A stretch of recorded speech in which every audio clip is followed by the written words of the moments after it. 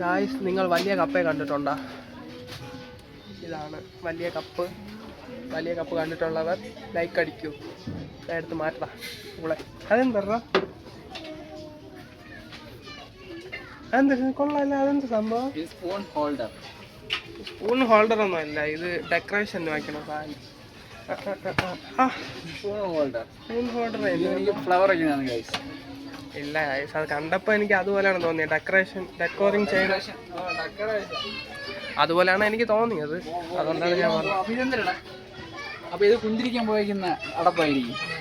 ഇത് നമ്മള് ഇതൊക്കെ സ്പൂണൊക്കെ ഇട്ട് വെക്കണത്. ഇതൊന്നും സ്പൂൺ ഇട്ട് വെക്കണത്. ഹലോ ഗൈസ്, ഞാനിവിടെ പർച്ചേസിങ് ആണ്.